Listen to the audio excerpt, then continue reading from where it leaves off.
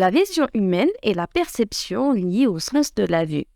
Pour les êtres humains, cette vision joue un grand rôle dans leur vie en leur permettant, avec les autres sens bien sûr, de connaître leur environnement, de connaître leur corps, même de guider leurs actions. Par exemple, de se faire déplacer, communiquer, manger et tout. Le système visuel de l'homme est l'un des systèmes les plus développés. Il est extraordinaire par la quantité et la qualité des informations qu'il nous fournit sur le monde. Comme toute perception, la vision comprend deux facettes.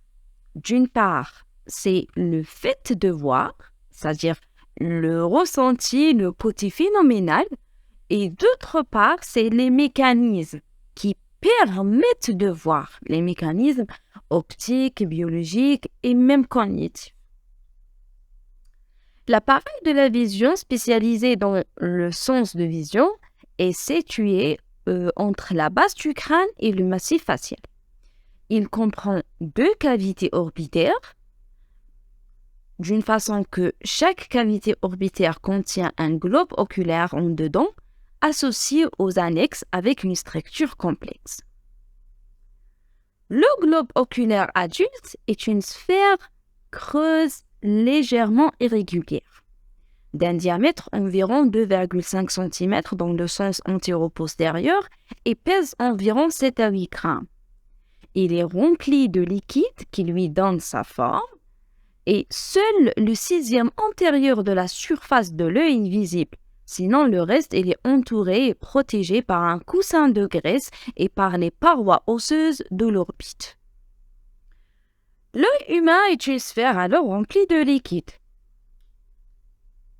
Ce compartiment liquidien est constitué par deux parties antérieures et postérieures et formant alors le milieu transparent à l'intérieur de l'œil.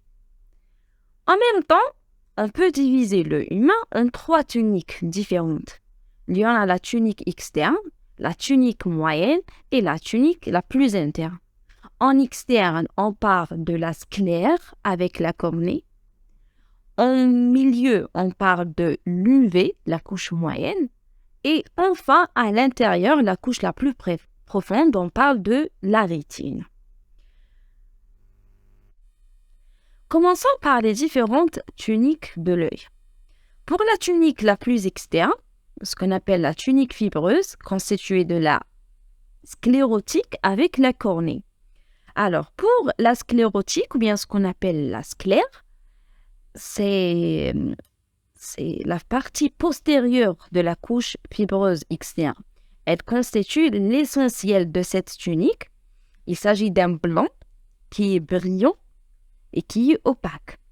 Lorsqu'on parle d'un blanc brillant, il s'agit d'un blanc qui est parsemé du bleu à la naissance, du blanc nacré à l'âge adulte et du blanc jaunâtre chez le vieillard. Pour le côté opaque, lorsqu'on parle d'une structure qui est opaque, c'est-à-dire une structure qui ne laisse pas passer la lumière. Cette couche sclérotique, présentant sur la face antérieure comme le blanc de l'œuf, elle est résistante et de texture tendineuse. Pourquoi? Parce qu'elle vient de protéger et façonner le bulbe de l'œil. Il s'agit d'un vrai amortisseur du choc. Ça donne une consistance à l'œil tout en fournissant en même temps un ancrage solide pour les muscles du bulbe de l'œil qui sont nécessaires à la mobilité du globe oculaire. Il s'agit d'une zone d'insertion musculaire importante. En arrière, vraiment dans la partie vraiment postérieure, on vient de décrire la lame criblée de la couche sclérotique. La lame criblée de la couche sclérotique, c'est la partie qui livre passage au nerf optique. Et à cet endroit, c'est-à-dire le nerf optique, perce la couche externe, la couche sclérotique. Et à partir de cet endroit, la couche sclérotique sera réunie à la dure. Donc c'est ça au total, grosso modo, concernant la sclère. C'est la partie essentielle et postérieure de la tunique fibreuse.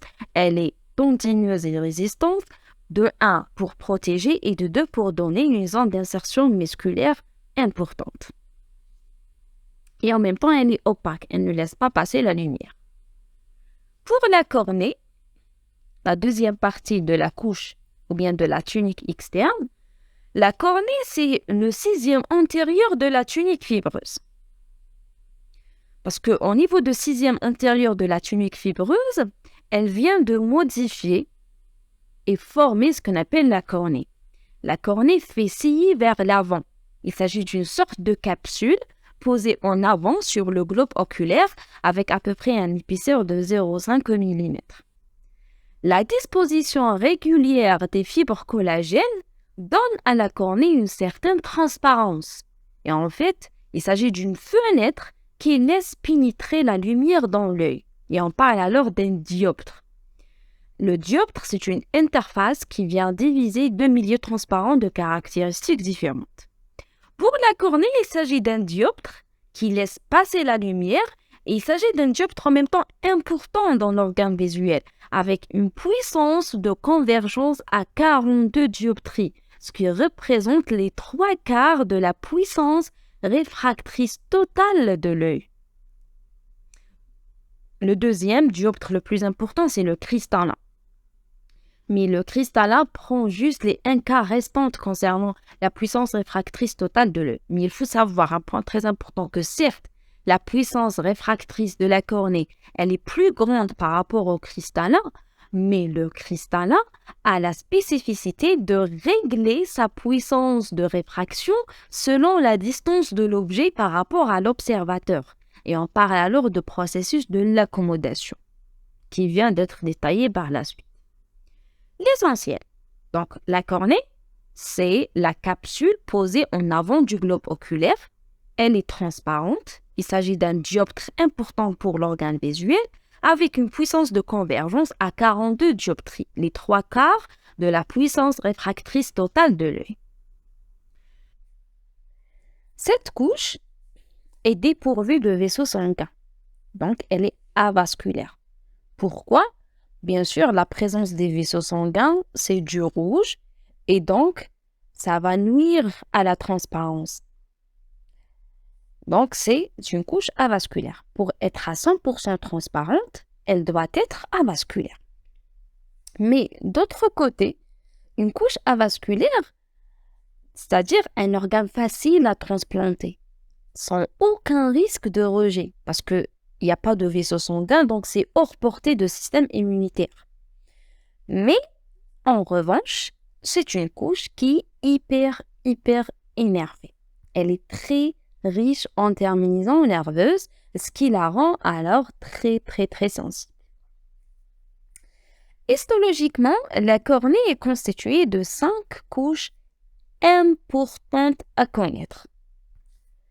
De l'extérieur vers l'intérieur, il y en a l'épithélium cornéen, la membrane de Bowman, le stroma cornéen,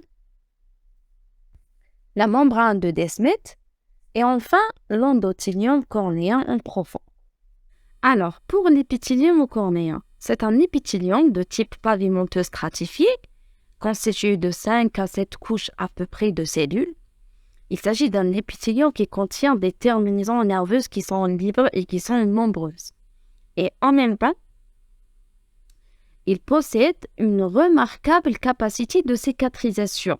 Et d'ailleurs, on peut la tester facilement pendant les inflammations de la cornée, c'est-à-dire pendant les kératites. Sinon, cet épithélium cornéen repose sur une membrane, ce qu'on appelle la membrane de Bowman. C'est une couche qui est transparente et incapable d'être régénérée. C'est une barrière de protection contre les traumatismes et les invasions bactériennes. Après ça, il y en a le stroma cornéen. C'est une partie très transparente et sera alors responsable de la transparence de la cornée. Elle représente environ 90% du volume total de la cornée. Dans le stroma cornéen, on va trouver des nerfs en transit vers l'épithélium cornéen. Donc, c'est une couche hyper énervée. Après ça, il y en a la membrane de Descemet. C'est l'une des plus épaisses membranes basales de l'organisme. Elle est déjà produite par l'endothélium cornéen. et sur laquelle repose le stroma cornéen. Et enfin, en dernier, la couche la plus profonde, c'est l'endothélium cornéen. L'endothélium cornéen, c'est une partie qui est en contact avec la chambre antérieure de l'œil et c'est une couche de solidarité par rapport à la cornée. Elle ne laisse pas passer l'humeur aqueuse, c'est-à-dire le liquide qui se trouve dans la chambre antérieure vers la cornée et constitue une structure de base qui est importante dans la mise en forme de cette cornée. Et il faut savoir que l'endothélium cornéen, c'est une couche non renouvelable. Ce n'est pas le cas comme l'épithélium cornéen en extérieur. L'épithélium cornéen en extérieur possède une capacité de cicatrisation, c'est-à-dire il est capable d'être renouvelé. Mais c'est le contraire avec l'endothélium cornéen. C'est une couche de base très solide, importante dans la mise en forme de la cornée et elle est non renouvelable. Donc au total, c'est ça, c'est 5 couches histologiques. Épithélium cornéen, membrane de Bowman, stroma cornéen, responsable de la transparence de la cornée, membrane de Descemet et l'endothélium cornéen non renouvelable. Donc au total, la cornée, une couche transparente, elle laisse passer la lumière, il s'agit d'un dioptre, avec les 3/4 de puissance rétractrice de l'œil. Elle est avasculaire et elle est constituée histologiquement par 5 couches. On notera que, puisque la cornée est une couche avasculaire, il faut savoir que sa nourriture sera assurée par d'autres structures, à savoir les larmes, de 1, de 2, c'est par l'humeur aqueuse qui se trouve dans la chambre antérieure, de 3, par les vaisseaux de Lemp. C'est quoi les vaisseaux? C'est quoi Lemp? Lemp, c'est la jonction qui fait la cornée avec la sclère.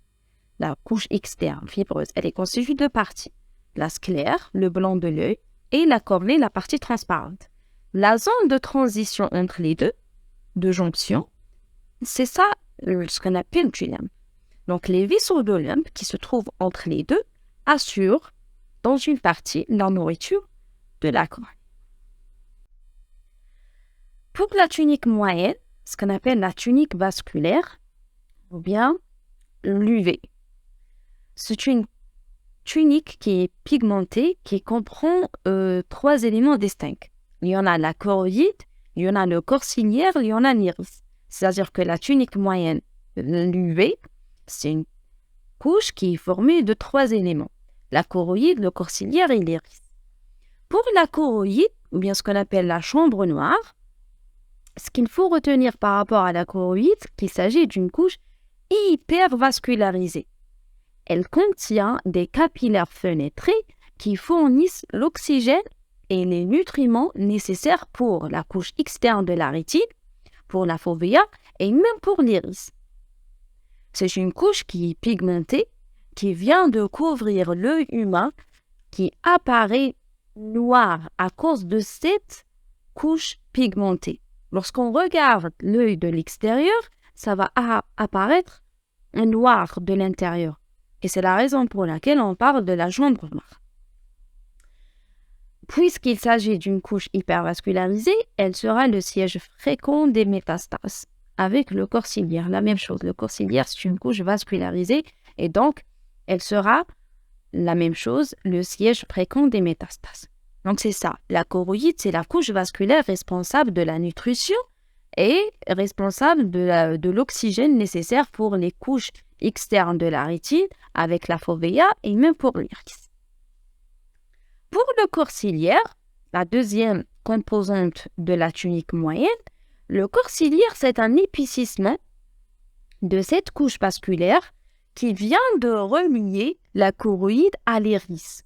C'est-à-dire que le corps ciliaire continue en avant par l'iris et en arrière par la choroïde. Il contient à l'intérieur, dans sa partie externe, ce qu'on appelle le muscle ciliaire. Ce muscle ciliaire est constitué de fibres musculaires qui sont lisses et qui sont responsables de processus d'accommodation de la vision en intervenant sur la forme du cristal. C'est-à-dire, La contraction et la dilatation de muscles ciliaires décident la forme de cristallin afin de voir l'image nette en faisant bien centrer l'image sur la rétine. Donc, si on regarde des objets qui sont éloignés, là, la force des fibres de la zone U, c'est les fibres qui sont rattachées au cristallin et reliées de l'autre côté avec le muscle ciliaire. Donc, la contraction du muscle ciliaire sera plus grande. Donc, la force des fibres de la zone là sera plus grande par conséquent par rapport à l'élasticité du cristallin. Alors, le cristallin adopte la forme aplatie qui convient à la vision de loin. Et donc, sa puissance de réfraction est plus faible pour focaliser l'image sur la rétine. À l'inverse, pour les objets qui sont plus proches, les fibres de la zone U se relâchent. Par quoi? Par la dilatation de muscles ciliaires qui vient de relâcher la tension et donc le cristallin retrouve son élasticité naturelle. Il vient d'adopter la forme épicie et la forme arrondie qui convient à la vision de près.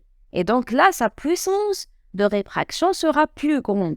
Donc c'est ça au total. En faisant contracter, en faisant dilater, selon la localisation de l'objet qu'on veut le voir, le muscle ciliaire participe dans le processus d'accommodation pour voir l'image la plus nette possible.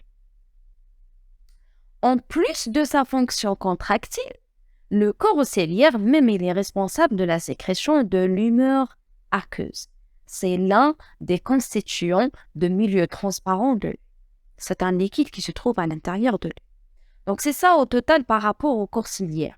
Le corps ciliaire, c'est une couche vascularisée qui vient de relier l'iris avec la choroïde. Il contient le muscle ciliaire responsable de processus d'accommodation par sa contraction et sa dilatation. Et d'autre part, en plus de sa fonction contractile, il vient de sécréter l'humeur aqueuse. Pour le dernier élément constituant la couche moyenne, c'est l'iris. L'iris, c'est un disque, un anneau, qui est responsable de la coloration des yeux. S'il y en a trop de mélanine dedans, ça va donner une coloration qui est plus sombre, comme le marron, le noir. S'il y en a moins de mélanine, c'est-à-dire une coloration qui est plus claire, c'est du vert, du bleu.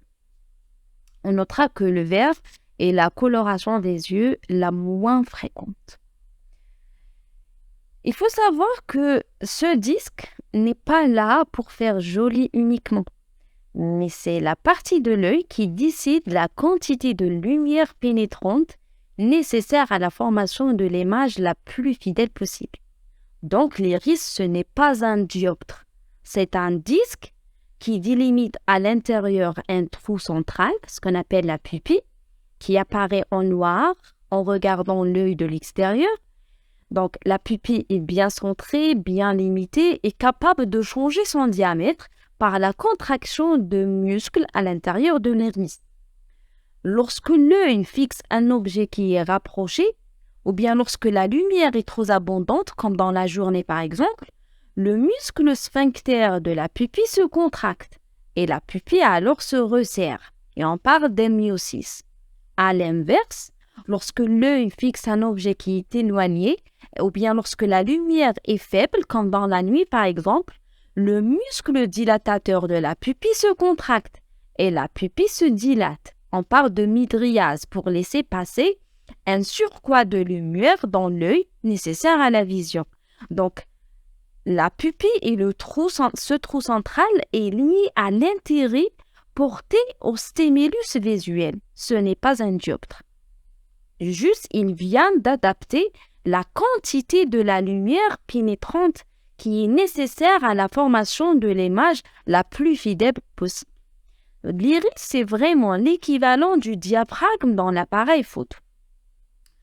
Pour une valeur de 5 à 6 mm de diamètre, c'est le diamètre normal de la pupille. Au-delà de 8 mm, c'est une pupille qui est trop dilatée, on parle de mydriase. Moins de 3 mm, c'est une pupille qui est trop serrée et on parle d'un myosis. On notera que la dilatation et la contraction de la pupille est assurée par le système sympathique et parasympathique.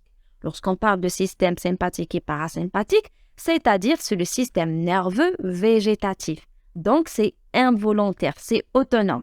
Et on parle de réflexe photomoteur. C'est un réflexe capable d'être testé à tout moment en appliquant une source lumineuse sur l'œil. C'est-à-dire pour savoir le bon fonctionnement de l'iris et sa contraction et sa dilatation même. Il faut juste même savoir que les réactions émotionnelles, les intoxications médicamenteuses et même d'autres situations peuvent influencer sur ce réflexe photomoteur.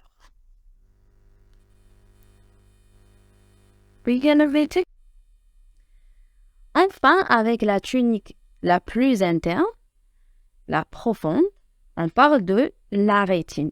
La rétine ou bien la tunique nerveuse. Il faut savoir que la rétine, c'est la délicate couche interne de l'œil qui est formée d'un tissu nerveux. C'est la raison pour laquelle on parle de la tunique nerveuse. Un tissu nerveux comme dans le cerveau, avec une structure qui est vraiment très complexe. C'est l'écran qui vient tapisser la profondeur de l'œil et c'est l'équivalent de pellicule de l'appareil photo. Histologiquement, la rétine est constituée de 10 couches importantes toujours à connaître. La couche qui se trouve en arrière, c'est la couche la plus externe et en même temps, c'est la couche la plus profonde.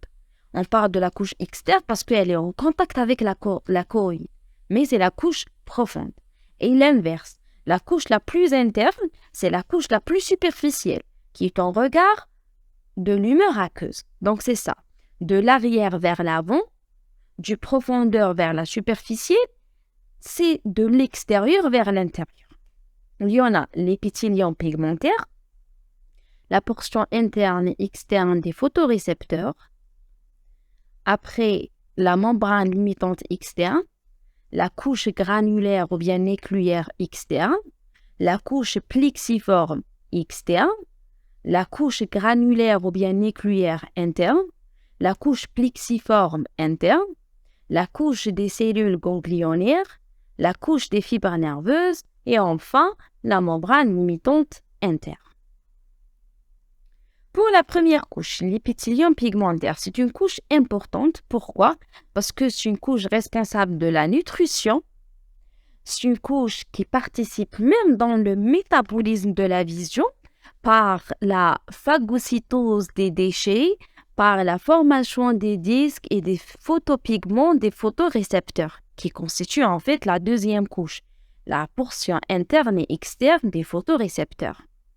Les photorécepteurs sont les cellules de la vision, les récepteurs de la lumière, responsables de la transmission de l'influx lumineux dirigé vers la rétine en message nerveux.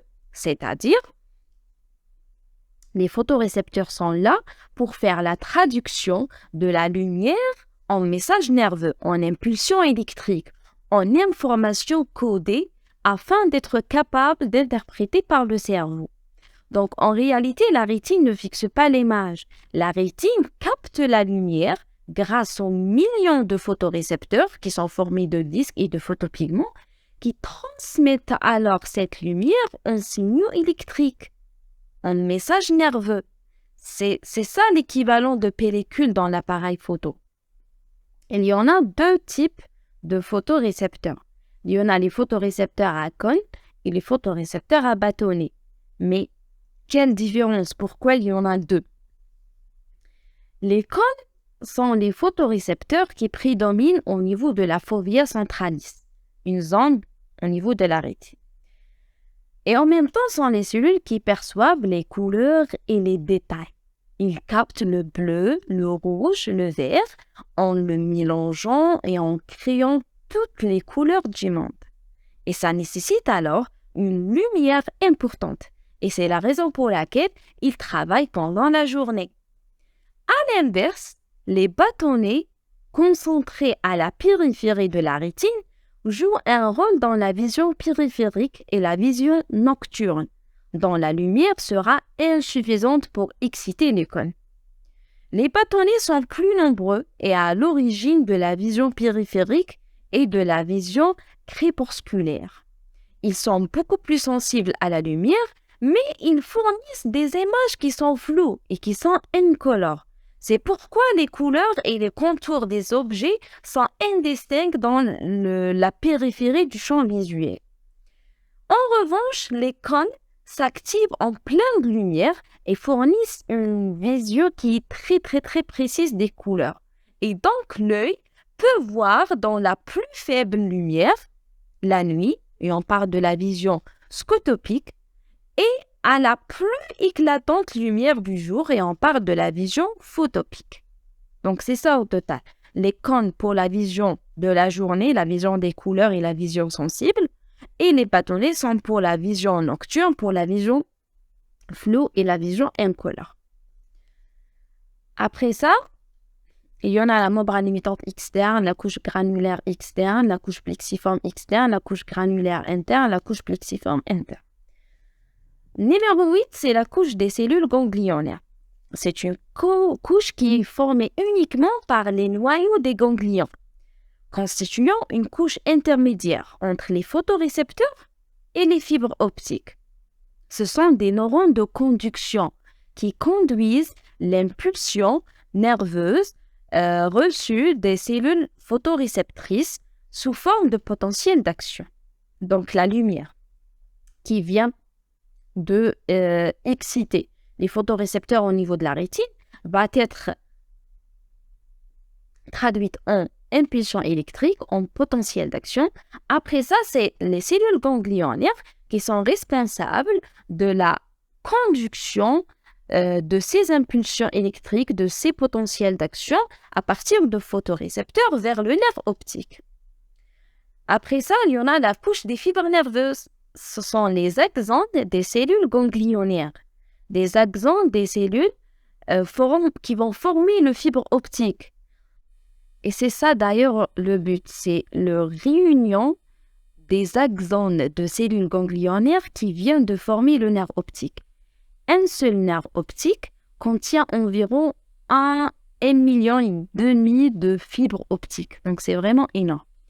Le disque du nerf optique, ce qu'on appelle la papille, c'est l'endroit où le nerf optique sort de l'œil. C'est un point faible du fond de l'œil parce qu'il est privé de soutien de la sclère. Au niveau de la sclère, le nerf optique vient de percer dans sa partie postérieure la sclère, donc il est dépourvu du sclère. Donc c'est un point qui est faible.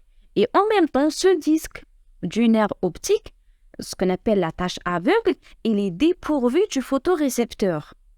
Donc il ne peut pas détecter de la lumière comme la partie restante de la rétine. Donc il ne peut pas donner une information visible dans la partie correspondance du champ visuel. Et d'ailleurs, on parle de tache aveugle.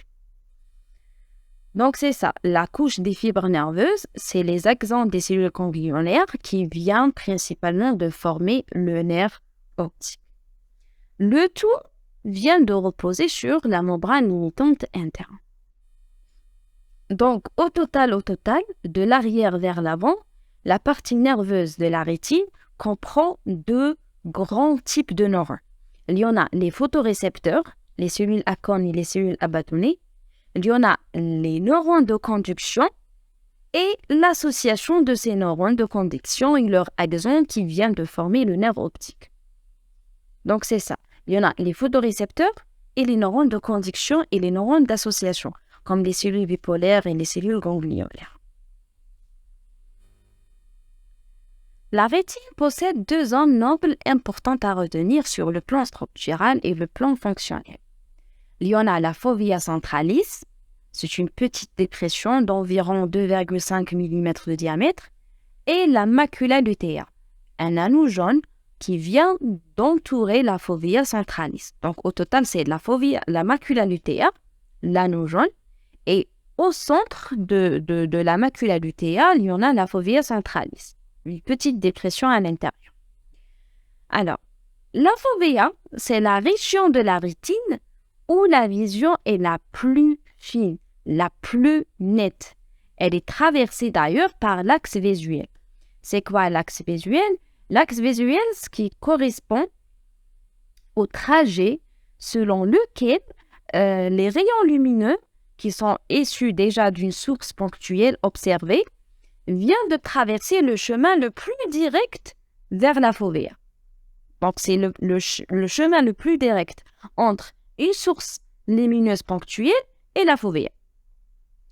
Donc, sur le schéma, du côté latéral du disque du nerf optique de chaque œil, dans la papille qui apparaît comme une tache circulaire de 1,5 mm de diamètre à peu près, se trouve la zone ovale représentant la macula lutea, ou bien ce qu'on appelle la tache jaune, dont le centre est creusé d'une minuscule dépression de 0,4 mm représentant la fossette centrale, ou bien fovea centralis. Pourquoi la fovea centralis est la région de la rétine où la vision est la plus fine et la plus nette?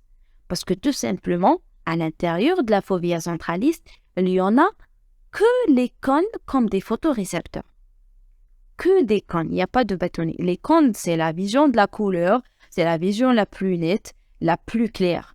Il n'y en a que des cônes à l'intérieur de la fovea centralis et c'est la raison pour laquelle on parle de la zone noble. Et dans la macula, les cônes sont majoritaires, avec une forte concentration. Concernant la vascularisation de la rétine, elle est irriguée par deux sources. Le tillet externe, c'est-à-dire le tillet profond, qui contient les photorécepteurs, avec la fovea, sont alimentés par les vaisseaux de la choroïde. Et les deux tillets internes, superficiels, qui contiennent les ganglions, les fibres et les cellules de conduction, sont irrigués par l'artère centrale. C'est une branche de l'artère ophtalmique qui est à son tour une branche de la carotide interne. Donc la carotide interne va donner l'artère ophtalmique va donner l'artère centrale qui vient irriguer les deux tillets internes superficiels de la rétine. Et la même chose pour le retour veineux, ça se fait par la veine centrale. Donc, pour la veine centrale et pour l'artère centrale de la rétine, ce sont des vaisseaux qui entrent dans l'œil et en sortant par le centre du nerf optique. Ça se fait avec le nerf optique. À partir du disque du nerf optique, les vaisseaux donnent naissance à un riche réseau vasculaire qui parcourt la face interne de la rétine. Donc, il y en a pour les tuniques de l'extérieur vers l'intérieur. La tunique externe, c'est la tunique la plus fibreuse. C'est une tunique de protection. Il s'agit d'un tissu conjonctif dense et elle est peu vascularisée et constituée de deux parties bien distinctes. Sclère, le blanc de l'œil en arrière et la cornée transparente en avant. La tunique moyenne, c'est la tunique musculo-vasculaire, ce qu'on appelle l'UV, constituée de l'iris, le corps ciliaire et la choroïde, la chambre noire. La tunique la plus profonde, c'est la tunique interne, la tunique nerveuse. Elle est fine, elle est délicate et transparente, ce qu'on appelle la rétine, responsable de la traduction de la lumière ou bien de signal lumineux en signal électrique, en potentiel d'action afin d'être interprété par le cerveau. Pour le milieu transparent de l'œil, il comprend le cristallin, l'humeur aqueuse et l'humeur nitrée.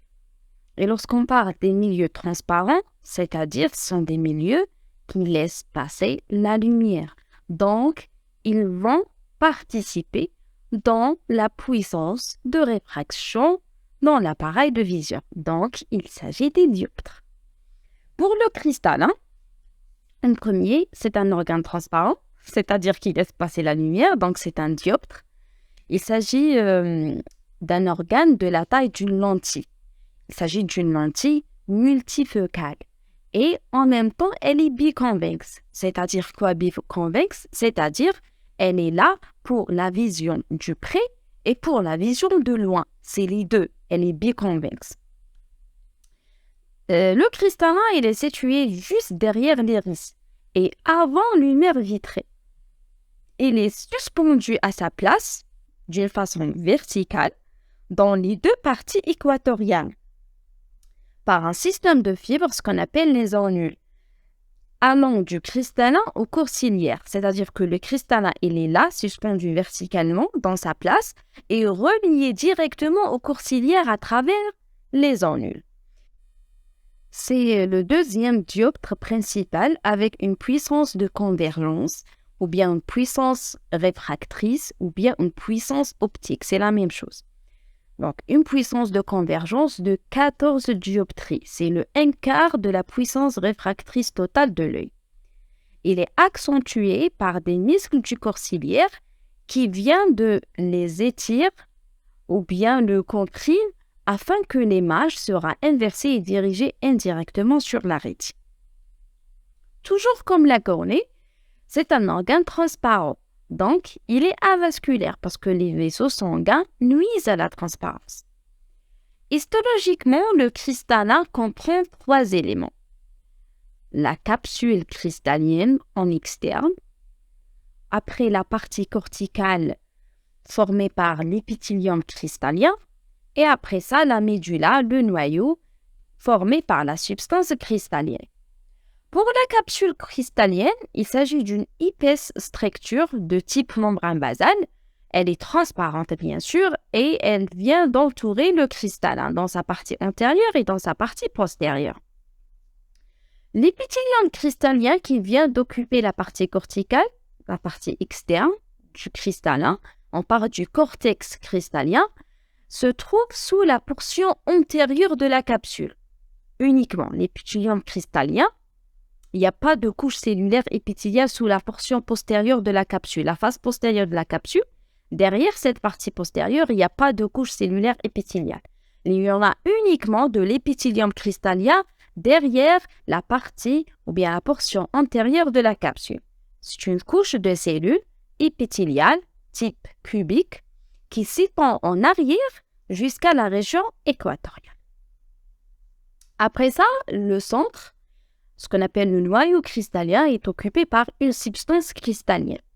Cette substance cristallienne, elle est formée de fibres cellulaires cristalliennes, corticales et nucléaires. Dans la région corticale du cristallin, c'est-à-dire près du cortex, il y en a des cellules qui sont allongées et disposées d'une façon concentrique. On parle des fibres cristalliennes corticales. Naissent directement de l'épithélium antérieur, au niveau de la région équatoriale. Elles contiennent chacune un noyau et des organites. On notera que la perte de l'accommodation type presbytie, c'est pas un vice réfractaire, c'est pas une pathologie. Ça se fait d'une façon physiologique par un défaut de vision du près. Et c'est un défaut de vision qui s'installe physiologiquement après l'âge de 45 ans, nécessitant une simple correction optique. Ce n'est pas un vice de réfraction. Pour les chambres et les liquides dans l'œil, il faut savoir que l'œil humain est divisé en 2 segments. Il y en a selon le liquide qui se trouve en intérieur. Il y en a le segment intérieur et le segment postérieur.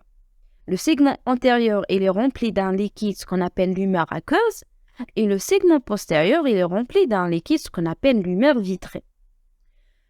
Le segment intérieur, à son tour, est divisé en 2 chambres antérieures et postérieures. D'une façon générale, ces liquides assurent plusieurs rôles. La consistance de l'œil, c'est-à-dire le degré de solidité ou bien de fluidité. En même temps, il assure la réfraction, même si avec un certain rôle minime, mais quand même, il s'agit des dioptres qui participent dans la réfraction. En plus de ça, ça joue un rôle dans la nutrition et le nettoyage des déchets à l'intérieur de l'œil. En plus de tout ça, il participe même dans le tonus intraoculaire, c'est-à-dire la pression intraoculaire. La valeur normale, elle est de 10 à 20 mm de mercure avec une moyenne de 16 mm de mercure à peu près. Et donc, les pathologies qui vont toucher ces liquides vont sûrement influencer sur la vision. Pour la chambre antérieure et la chambre postérieure remplie de lumière aqueuse, la chambre postérieure, c'est la chambre qui occupe l'espace situé entre l'endothélium cornéen, c'est-à-dire la face postérieure de la cornée, et entre la face intérieure de l'iris, y compris la pupille et la base du corps ciliaire. L'angle circonférentiel de la chambre antérieure, l'angle qui fait la cornée et l'iris, est occupé par un réseau trabéculaire, ce qu'on appelle le canal de Schlemm, c'est l'équivalent d'une éponge qui va absorber le liquide ou bien l'humeur aqueuse. C'est le site de drainage de l'humeur aqueuse. La chambre postérieure, elle est limitée en avant par la face postérieure de l'iris et en arrière par le cristallin et les fibres annulaires, bien sûr. L'angle circonférentiel est occupé par le procès ciliaire. Son revêtement épithélial, c'est le site de production de l'humeur aqueuse. Donc, c'est ça. La chambre ou bien le segment antérieur, il est rempli de l'humeur aqueuse. C'est un liquide renouvelable. Donc, il y en a une sécrétion, il y en a une élimination. La chambre antérieure, entre la face postérieure de la cornée et la face intérieure de l'iris, elle est remplie par l'humeur aqueuse et elle est responsable de drainage, de l'élimination par le canal de Schlemm. La chambre postérieure, non. Il y en a du corps ciliaire parce qu'elle se situe entre la face postérieure de l'iris et la face intérieure du cristallin et des fibres annulaires. Le corps ciliaire, il est responsable de la formation de l'humeur aqueuse. L'humeur aqueuse, elle est donc renouvelable. Avec bien sûr un équilibre entre la sécrétion et l'absorption. Et d'ailleurs, par ce mécanisme d'équilibre, que le tonus intraoculaire reste constant. L'humeur aqueuse fournit des nutriments, de l'oxygène au cristallin, à la cornée et à un certain cellules de la rétine, et elle les débarrasse même de leurs déchets métaboliques, elle élimine même les ions et l'eau du cristallin. Pour le segment postérieur, rempli de l'humeur vitrée, ou bien ce qu'on appelle la cavité vitrée, ou bien ce qu'on appelle le corps vitré, c'est la même chose. Le corps vitré, il est occupé par une substance gélatineuse qui rassemble au blanc d'œuf et plus épais par rapport aux l'humeur aqueuse. Elle est toujours bien sûr transparente, c'est un dioptre. D'ailleurs, l'humeur vitrée contient 99% de l'eau et des fibres de collagène. Et s'étend du cristallin jusqu'à la rétine. C'est un liquide non renouvelable, c'est pas le cas comme l'humeur aqueuse. Il est primitif à partir de la vie embryonnaire jusqu'à la fin de la vie. Lui seul, l'humeur aqueuse, lui seul occupe 80% du volume total de l'œil. Et en plus de tous ces rôles qu'il partage avec l'humeur aqueuse, avec sa forme épaisse, il vient de bien plaquer la rétine sur le plan profond de l'œil en évitant alors toute possibilité de décollement. Donc, au total, c'est ça pour le milieu transparent de l'œil. Il y en a le cristallin, il y en a l'humeur aqueuse et l'humeur vitrée. Il s'agit des dioptres de structure transparente qui laissent passer la lumière. Le cristallin, sa particularité, c'est le processus d'accommodation par la contraction et la dilatation de muscles ciliaires pour bien focaliser l'image sur la rétine. Il s'agit d'une lentille biconvexe pour la vision du près et la vision du loin, par le système d'accommodation. Après ça, l'humeur aqueuse et l'humeur vitrée, responsable de la consistance, responsable de la nutrition, du nettoyage, de tonus intraoculaire et tout. Donc, il y en a le segment antérieur rempli de l'humeur aqueuse qui est renouvelable. Sa sécrétion est assurée par le corps ciliaire et l'élimination, ça se fait au niveau du champ antérieur par le canal de Schlemm. Il y en a un équilibre entre la sécrétion et l'absorption, responsable de la constante du tonus intraoculaire. L'humeur vitrée, c'est un liquide non renouvelable, il est plus épais, il est primitif et c'est liquide responsable de la bonne mise en place de la rétine sur le plan profond. Donc, au total, on va dire que l'œil est formé d'une composante optique et d'une composante nerveuse. la composante optique avec le milieu transparent, qui comprend la cornée, la pupille, le cristallin, l'humeur aqueuse et l'humeur vitrée, qui a pour fonction de permettre la transmission de la lumière, la formation et la focalisation de l'image sur la rétine. La composante nerveuse, représentée par la rétine, qui est considérée comme une partie du système nerveux central, d'ailleurs, elle dérive au cours de la vie embryonnaire du neuroectoderme, responsable de la traduction de l'influx lumineux en influx électrique en potentiel d'action afin d'être capable à être interprété par le cerveau.